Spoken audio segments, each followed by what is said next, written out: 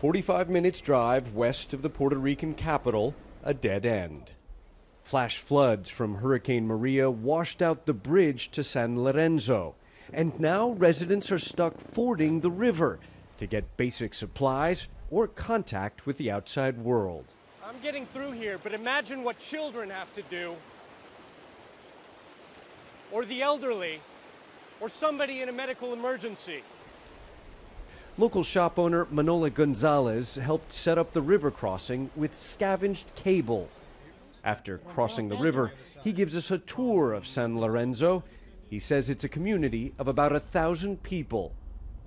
Like much of the rest of Puerto Rico, this storm-tossed American town has no electricity, no running water, and no telecommunications.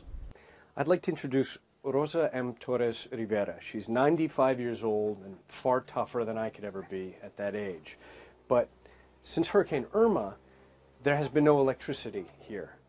So her son has rigged up a car battery to raise and lower her bed. And now with the bridge blown out, her granddaughter and family had to ford the river on foot, bringing in fresh medical supplies. What do you want people in the rest of the U.S. to know about Puerto Rico right now? We need help. Hi. Several doors up the road, I meet Julia Rivera. You guys are sleeping out here. Yeah. She shows me what the storm did to her house.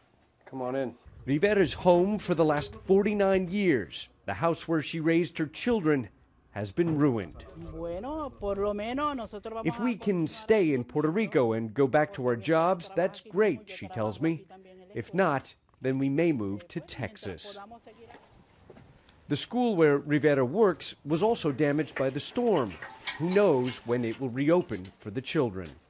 The mayor of the municipality came here and authorized the residents to take all the school food and then distribute it to the community. During our visit here, we saw no signs of government assistance. Maritza Rivera and her husband Marco returned across the river after making the 4-hour round-trip journey on foot to the nearest store to buy bread and rice for their children.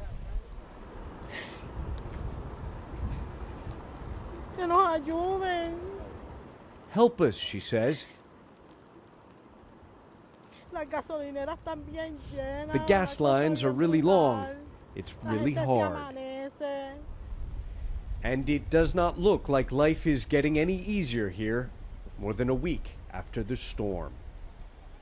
Ivan Watson, CNN, San Lorenzo, Puerto Rico.